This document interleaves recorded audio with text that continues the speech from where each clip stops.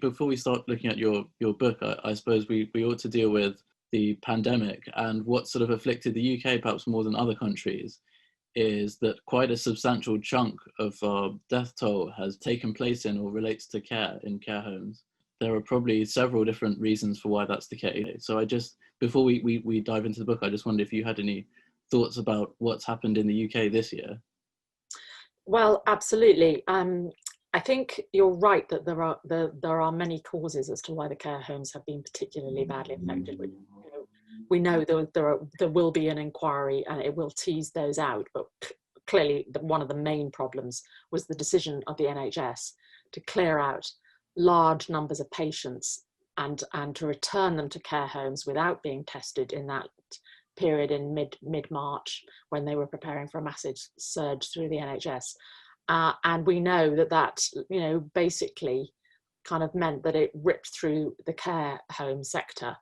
But in a way, stepping back from that sort of key disastrous decision, I think one can ask bigger questions, and I very much hope that the inquiry does do this, which is, how was it that the NHS was allowed and was kind of used to making decisions without any kind of consideration of the consequences on social care? So the relationship between the health service and social care in this country is a mess, and we know it's a mess, and everybody knows it's a mess, and it's a major problem for the NHS that they can't discharge patients safely and appropriately. And we've had sticking plasters of various kinds over the last few years, and what happened in March was basically a kind of massive explosion of a kind of long-running problem. And I would say that in part this is about the fact that it goes back to a political decision in the 1990s and 1980s, which is the NHS has such a powerful hold on the kind of British national imagination. You can't privatize it. The Tories have tried and wanted to at various points, and anything that looks too much like privatisation prompts a really ferocious political backlash.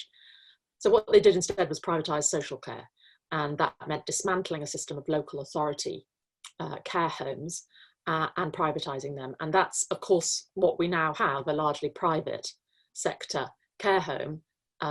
It's become, a word that I just can't bear. It's become an industry. So they talk about the care home industry.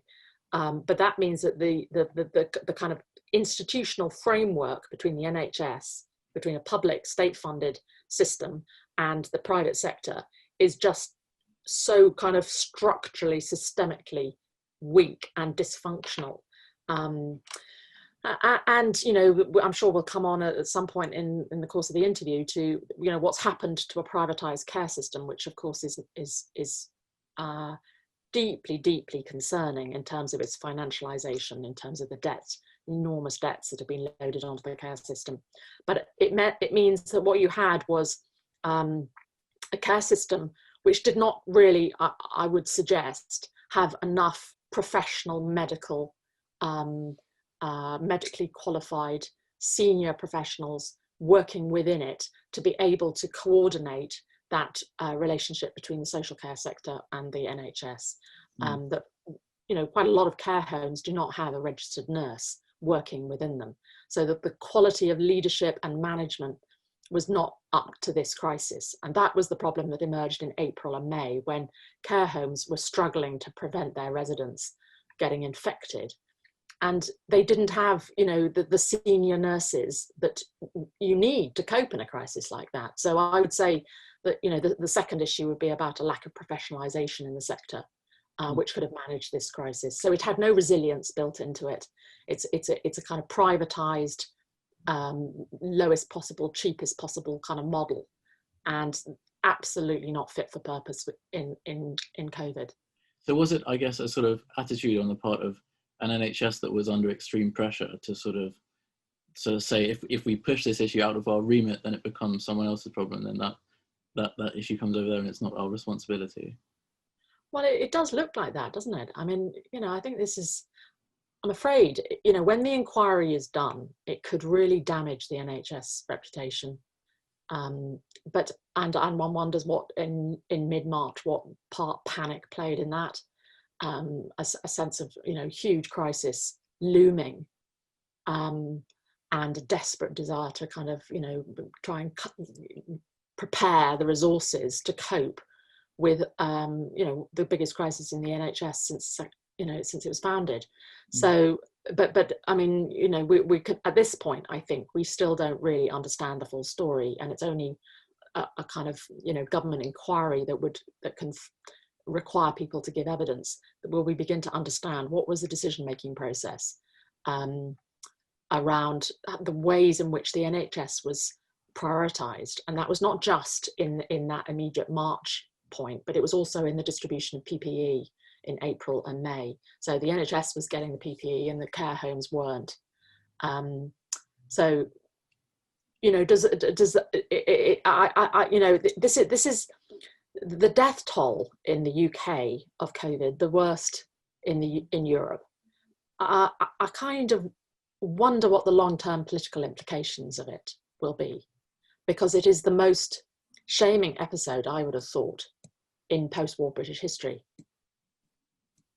And I think that there's a reckoning that's required, really, that perhaps we're still too much in that middle of that crisis to have really begun to come to terms with the fact that this is a huge national humiliation, that we do not have the systems and structures in place to have mitigated the impact of COVID in the way, for example, that Germany has managed to do. There's 2 countries in Europe, as far as I can see it from the figures at the moment, that have lamentably failed, and that's the UK and Belgium. And, you know, there will come a point, you know, I've never in my life have I felt so acutely that we're living through an historical period in which there will be PhDs written and articles written and seminars being held long into the future as to what was it about the UK and Belgium whereby, despite their considerable more wealth than, say, Greece, why is it that we have such a higher death toll than a country which has been through a punishing economic crisis for the last decade, like Greece? So that, you know, we're at the foothills of trying to work that one out, I think. Do you think that this will have served as a wake-up call, or will it sort of be brushed under the carpet or dismissed as, well, there were 1 or 2 bad decisions, but we won't do that again next time, or something? Well, at the moment, there seems, I kind of think that there's a strange blindness to it, that we're not really, you know, we're not really sort of reckoning with this. And I can't quite understand it. It's like a numbness. We're not really taking it on board that there's been a massive national tragedy unfolding around us. And yet, you know, by and large, we've all managed to set up our street WhatsApp groups and managed our self-isolation. And I think a lot of, you know, kind of a lot of younger people and more prosperous people have been very protected. Others, I think, are so preoccupied perhaps with their own day-to-day struggles that they've lost their jobs, and there's a kind of, you know, can we manage to get through this sort of thing? So it could be that it's that sort of sense of trying to cope in a crisis that it means that this tragedy has not yet been acknowledged. Absolutely. But before we talk more about the social care system in general, I also wanted to talk about the sort of, as it were, the human elements in your book, because you spend a lot of time recording people's accounts of their own experiences of caring for their children or for their parents. And a lot of the accounts are quite vivid. I mean, some of them are to an extent excruciating, because you're really feeling for the people who are going through an awful lot just to, you know, carry on day to day. I wonder if you could, I guess, describe what your methodology was. Does the book turn out as you had intended in its outset, in the sense of the sort of accounts that you wanted to find, or your journey to different places to get different experiences? Well, it's great, you know, the idea of a methodology. There is one, I guess, but it's a lot less kind of carefully thought through than you might imagine, in the sense that I found the book really, really hard to structure, and I didn't know how to do it. And it took a lot of drafts to get that balance of personal testimony and the kind of broader sort of political, social policy and the sort of statistics, you know, to try and balance both the micro and the macro, and to kind of move back and forth between them. It's actually very hard to do, and it can look very jerky if you don't get it right. So the problem was that I really wanted for people to articulate their own experience. I think I wonder why I was so committed to that. I think it's partly that I began to realize when I started interviewing people how extraordinary their own understanding of it was. So rather than have just my voice, I mean, I did what academics are very critical about doing, which is that I edited those interviews and I smoothed them off. So they're a lot smoother. If you look at academic sociologists, for example, when they interview people, you know, their transcripts are a lot more kind of like the pattern of speech. Whereas as a writer, you know, you smooth things off, you make the interview flow more as a sort of narrative, as a story. So I did do that, and to that extent I did intervene in the stories, but I didn't, you know, everything was what they said. And many of my interviewees did get to see what I'd written and had a chance to sort of correct or something if they felt it wasn't right, and none of them did. So I had a very strong sense that I was bringing other people's voices into the book, into the conversation, and that was really important to me, because after all, you know, the core thesis of the book is about the invisibility of care. So one of the things that I felt absolutely honor bound was that to kind of challenge that invisibility, I needed to make these voices very, very kind of loud and clear. So the methodology, well, you know, as with any book, you kind of thrash around really, and there's a lot of happenstance to it, you know. It was much harder to do than I thought to find the interviews, because a lot of care environments are very, very risk averse, very, very nervous about the idea of someone shadowing. Or so, you know, friends of friends of friends said, oh, maybe I can help. There was a lot of that kind of thing. And it just so happened I ended up covering kind of every compass point of the country. I went north, I went south, I went east, I went west, so I got a good geographical spread. And many of the interviews are based on sort of friends of friends of friends of friends type thing. And so it was about, you know, I knew I could never kind of cover everything. I'm not claiming that the book is in any sense kind of representative or definitive. I think it was very important to me to sort of indicate that what I was sketching out was precisely that, a sort of sketching out. In some ways it's a provocation. So I found remarkable stories and remarkable people, and I tried to sort of balance that out over the life course in terms of very, very different experiences of care at different points in the life, and over ethnicity, and drawing sort of aspects of that. But inevitably, since the book's come out, and before, you know, people would say, well, what about this and what about that? You know, care is an enormous and so sort of complex subject with so many different dimensions, that inevitably people will find I should have done more on this. Someone yesterday said to me, you didn't do enough on abuse of care, that you should have had more about cases where, you know, there's a horrible, grotesque abuse of care. And they said you focused on good care. And yes, I think there was a kind of authorial decision there that a lot of our media representations of care are very focused around scandal and abuse. And I felt that had distorted the picture, and this is part of the kind of cultural problem, that we are losing sight of what good care entails and what it can be about, in terms of a kind of human relationship. So yeah, I took a sort of call on that one. Did you discover anything new yourself? Because you also relate the accounts to your own personal experience, both in raising children, but also in looking after your elderly father. And was there anything that you felt uncomfortable about including, or is this as candid a series of testimony as it could be? No, I don't think it is as candid, in the sense that, funnily enough, actually, at Cheltenham Festival in October, I met a wonderful woman who's written a book also about care. I'm just looking at it, Tender it's called, and she did do a very personal account of looking after her autistic child.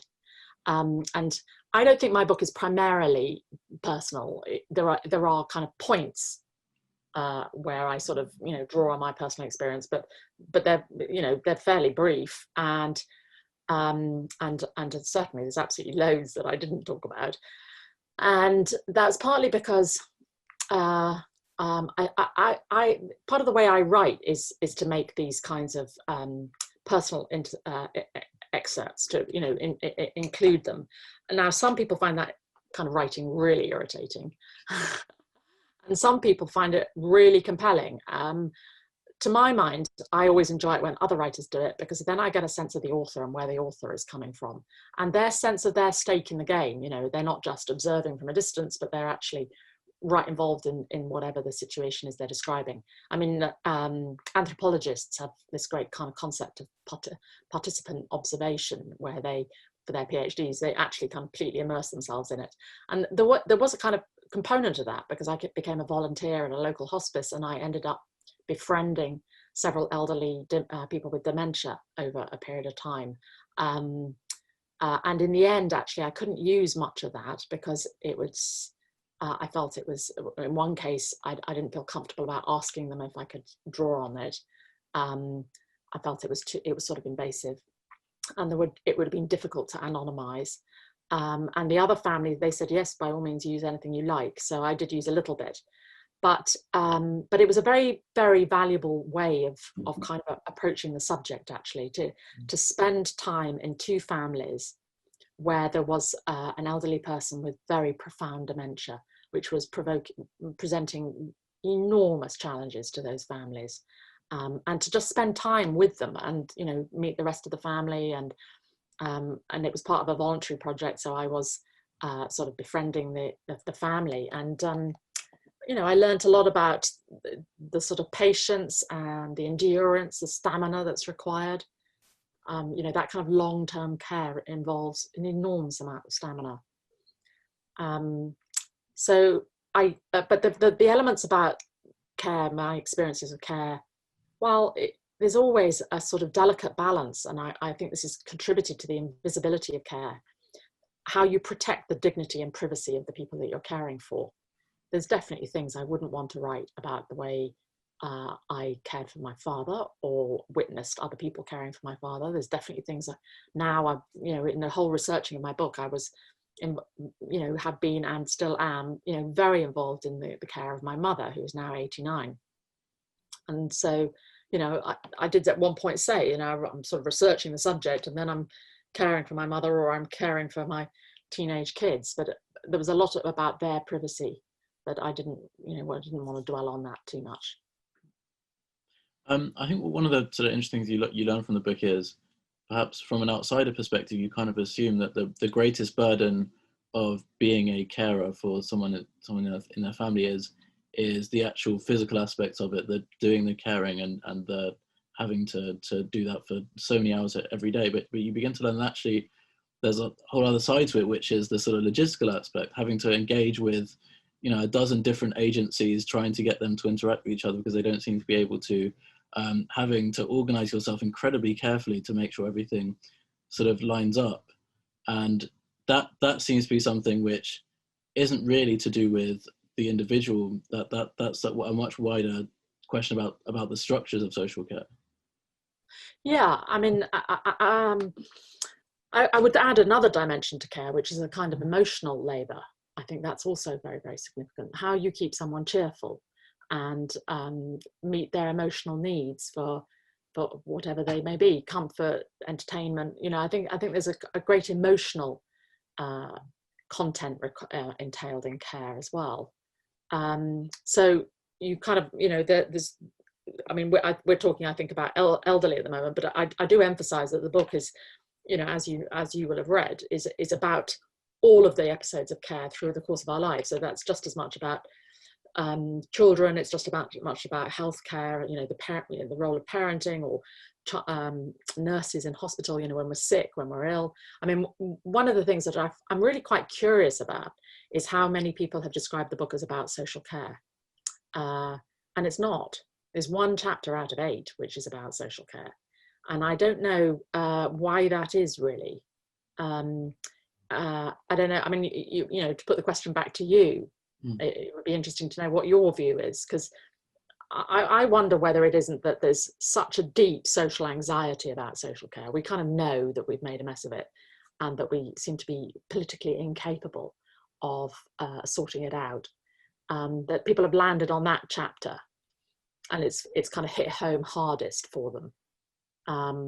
But I am kind of curious, because it doesn't seem to, you know, in some ways I thought people would pick up on the kind of the arguments in the first part of the book, which are sort of setting out a kind of historical imbalance in our culture, which has so derided and marginalized care, and why that is the case, and how might that shift. Because I'm surprised actually there hasn't been more attention on, you know, one sentence I said, which is, you know, if a fraction of the attention that has been focused on the Me Too movement had been, you know, on care, you know, if we had headlines around, you know, care is really important and has to be properly valued, you know, but we don't, you know, it's one of those issues that sort of is worthy and good and sort of drops off the radar all the time, and gets ghettoized as a sort of uncomfortable subject to do with growing old, which of course culturally we have a real anxiety, hostility to age and represents. You know, we're a culture intoxicated with youthfulness, and so there's quite a lot of points there. If you wanted to pick up on any of them, I'd be interested in your perspective, Simon. Well, I suppose it was partly because looking at the different aspects to it, which was looking after sort of elderly relatives. Other times it was caring for children with disabilities. Sometimes it was caring for people who are terminally ill.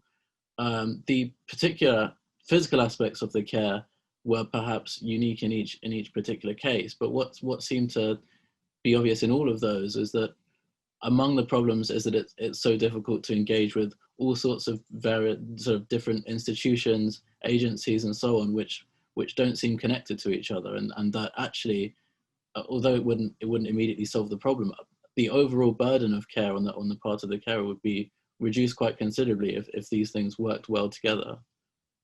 Yeah, I think in part that is the way in which, certainly the way healthcare has developed.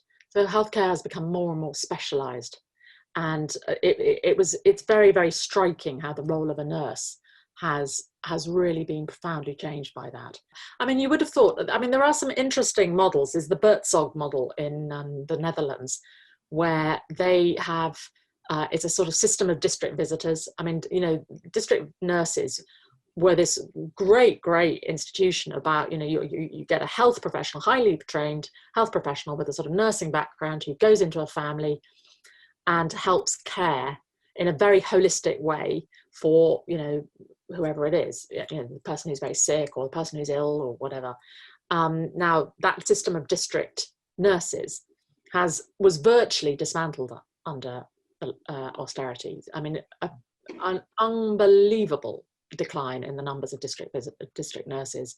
And the Buurtzorg model in the Netherlands is that sort of district nurse model, but with all the kind of data backup. So they're really using data to kind of connect people much more effectively than in the past. So I think you can design systems that really speak to each other better, but you know, after a decade of dismantling all systems, it becomes very, very hard to do. You also describe what could perhaps be called a sort of ticking time bomb in the social care system, insofar as work tends to be very low paid and it's on a 0 hours basis. Turnover is very high because people end up, not least because people end up developing sort of anxiety and other conditions when they are carers. And given the fact that there is a fifth of the workforce which are not born in the UK, and the government is now seeking to set targets on who to admit and who not to, it seems as though there is a disaster looming in the social care sector. Well, in a way, you could say, you know, we've had one disaster. I mean, the disaster has happened in the social care system. It happened last April. But I think that we are going to hit the problem about social care is that the disaster is unfolding now. It's not coming up. It's not kind of ahead of us. It's actually all around us. So I think the rates of vacancies are, God, I can't remember the figure. Is it about 100,000 vacancies in the social care system? I mean, it's a huge figure already. And after January, nobody applying from the EU can apply for a job under 18, I think it's under something like 18,000 a year. So effectively, we can't import any more carers. And the last time I looked at this, the government was proposing a scheme whereby people could come for a year on a sort of short-term visa to work in the social care sector, and then they'd have to go back to their countries. How that could be regarded as a suitable solution, I cannot imagine, because the idea of a churn, of a constant inflow and then outflow of people just turning up for a year and then going away again, having to, it just, can you imagine running a care home and somebody arrives and their English may be not great, they are unfamiliar with all sorts of aspects about this country, and then just as you've trained them up and got them working effectively, they then have to leave.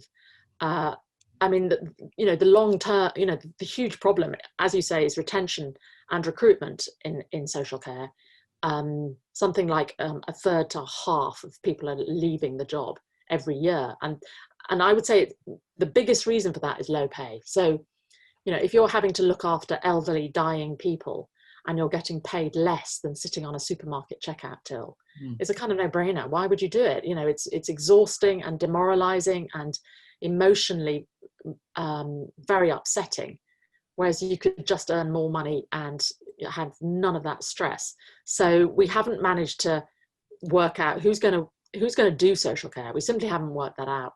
In the early part of the book, you also talk about how care in general isn't talked about very much. A lot of the people who gave you testimony didn't seem to have done it before. It seemed to be quite a new thing to them.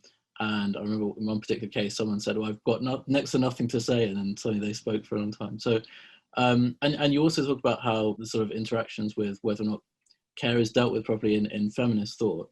And you said if only half the time for the Me Too movement was also discussing care. Why do you think it is that it's not discussed as much? Well, I think that there's been a sort of structural bias against it in Western thought, really, for several centuries. And part of that is about a sort of that this was something that was allocated to women, that this was the labour of women. It, as industrialisation took hold in the 18th century, the sort of public realm of work, men's work, was elevated, and the private domestic work of women became invisible. And the American economist Raj Patel wrote a book called History of the World in 7 Cheap Things. And I liked the framing that he used. It's 2 economists, actually. I'm just looking at my shelves. I think it's Moore is the second one, an American economist. And the 2 of them looked at the way in which capitalism developed by making the environment free or cheap. Natural resources were free or cheap. And then care was free or cheap. And they absolutely put the environmental crisis alongside the sort of human crisis. And I felt that framing was really brilliantly done and is entirely right. That, rather like we have been oblivious to all the pollution that we stick in the air or in the rivers or the sea, we've been oblivious to the way in which our well-being absolutely depends on the low-paid work of carers. Now, COVID, I think, exposed a lot of that in a way that was fascinating. Whether that will have a lasting effect, I don't know. It might well do. People are very, very aware now that a lot of people kept working through that crisis despite the fear and the danger.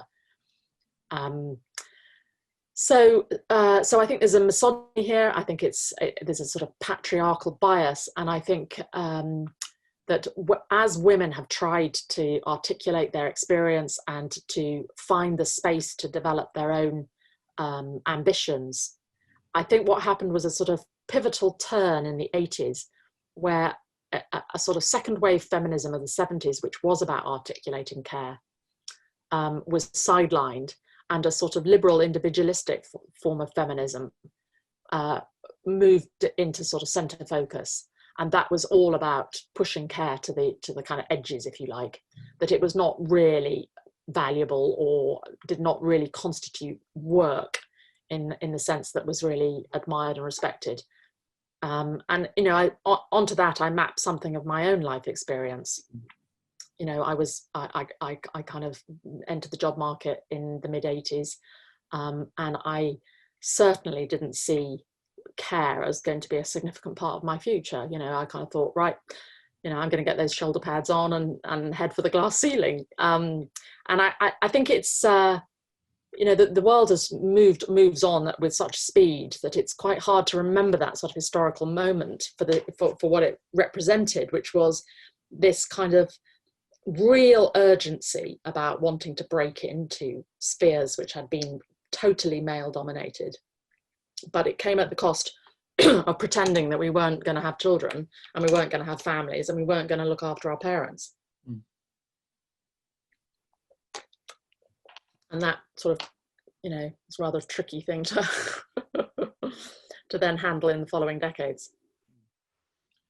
I suppose what you don't do is, I mean, you talk a lot about how people's their sort of emotional relationship in care, particularly when it comes to caring for people in their own families.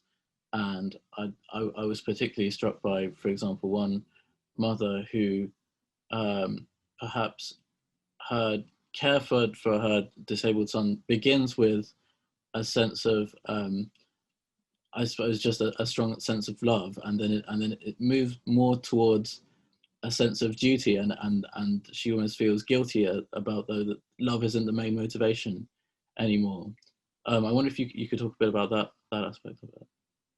Yeah, that's a very good point to sort of alight on, because I think lots of people would say that certain parts of the, you know, certain times when they've provided care, that duty is the sort of dominant driving imperative, the motive, rather than love. I mean, it gets us into a great conversation about what do we really mean by love. And I would say that duty can be a form of love, insofar as it is a form of commitment, and love has always got to entail a form of commitment. So I'm not sure. I mean, you know, it's a sort of lovely theme to explore, but I'm not sure these are, you know, either or. There's lots of elements of duty in love, and there's lots of love in duty.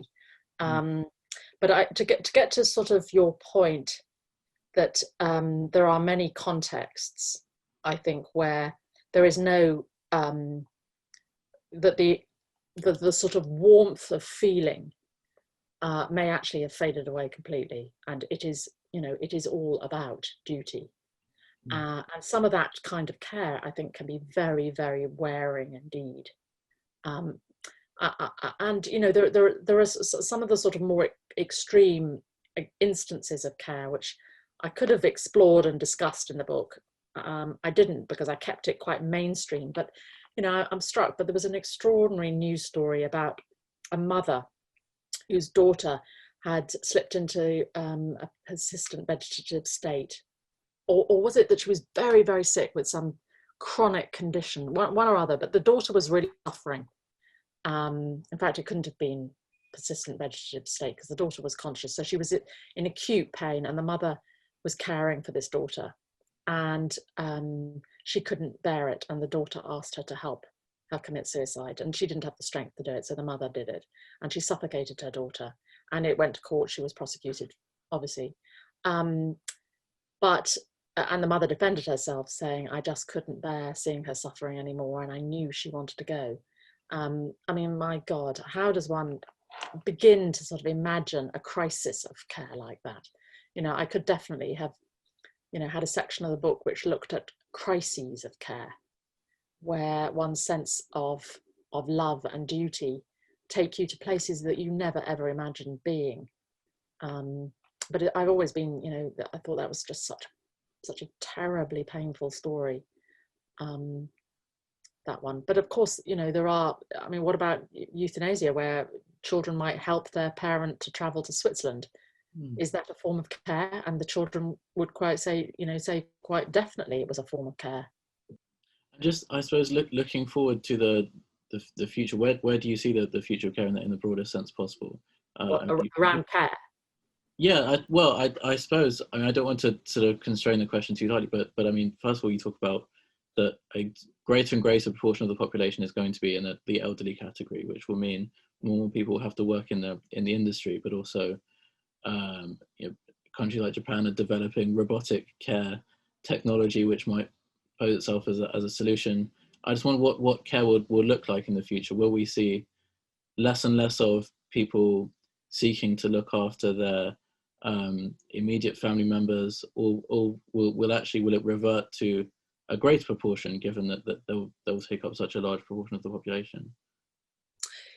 Well, in the final chapter of the book, I sort of offer various, pointers as to what the future would look like. I mean, I think it's, what I sort of suggest is that it could go several different ways.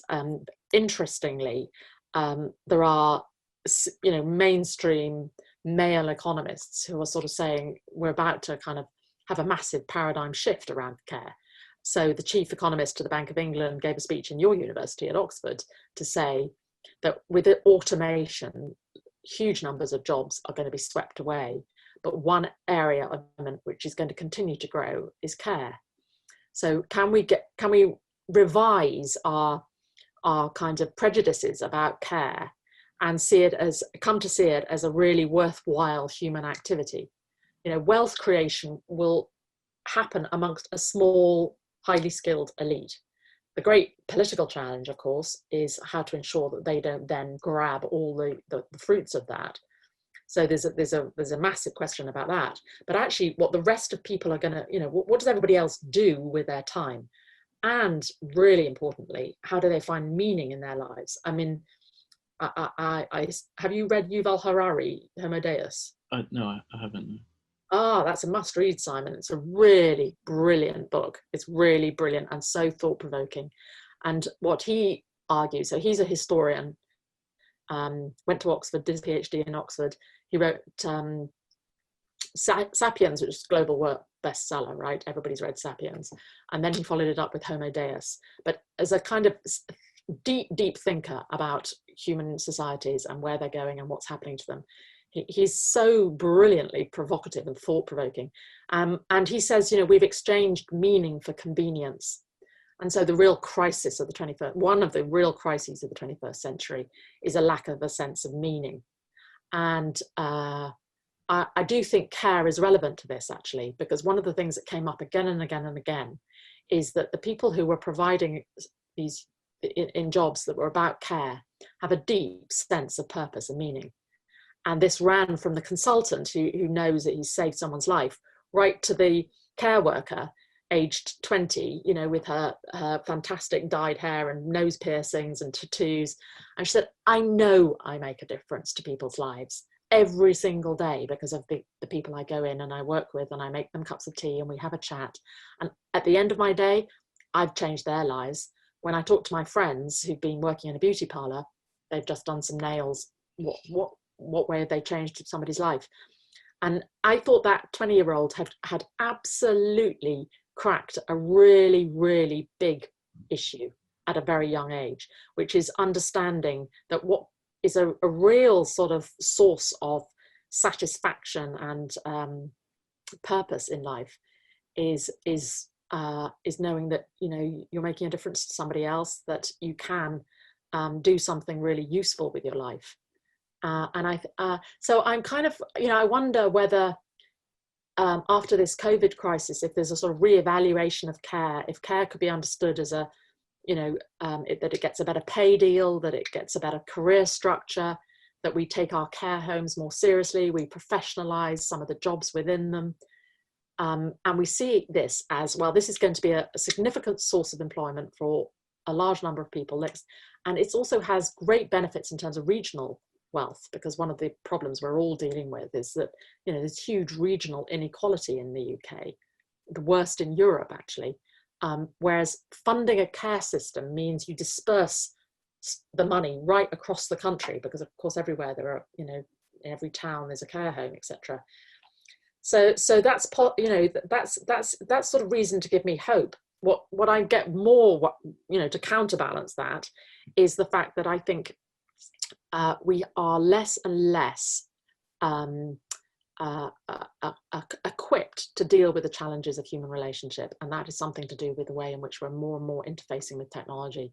And I point to the work of Sherry Turkle and Nicholas Carr, both of whom have written absolutely terrific books about how the patterns of communication and speech and conversation are changing. And so our understanding of how we form relationship and how we sustain relationship are changing in ways that I think are disturbing. And that will have an effect on care. Perhaps just to finish off, you talk a lot about how care is to be understood and how it's defined, and I quite enjoyed how you closed each chapter with a sort of epistemological study, if you like, of the different aspects of it. And I also enjoyed how a lot of people who gave testimony felt as though their own having participated in care meant they were a lot surer in themselves as to what they thought it meant and how they wished to experience it themselves in the future. So I guess having concluded all of your research, do you think that yourself personally, you have a different view as to the sort of meaning and value of care and how you'd like to see it yourself? The book was a huge sort of learning journey. So yes, it definitely changed, and I opened my eyes to all kinds of things. I mean, in a sense, that's each book I write is not because I've got a sort of set of views and I want to write about them. It's more I've got a set of questions and I want to find some answers. So this was a real journey into all sorts of contexts that were profoundly unfamiliar to me. And I learned a massive amount. It's hard to know how to pick out one thing or another. I mean, I felt I came to some definitions around what care is: attention, presence, and touch. It seemed to me that those are all three absolutely essential ingredients in every form of care.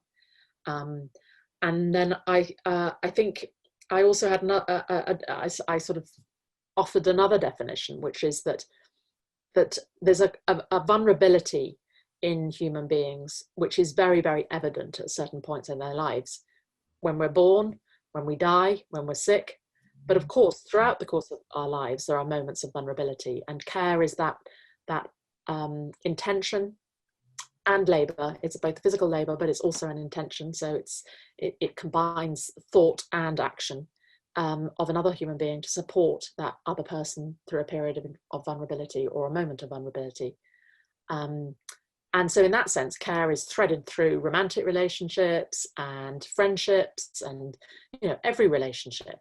And I think one of the reasons why care has become so occluded and so hidden is because we're so reluctant to acknowledge our vulnerability, that we live in a culture of sort of dedicated and preoccupied with forms of sort of the heroic, rather than acknowledging the sort of frailty, really, the inherent frailty of human beings.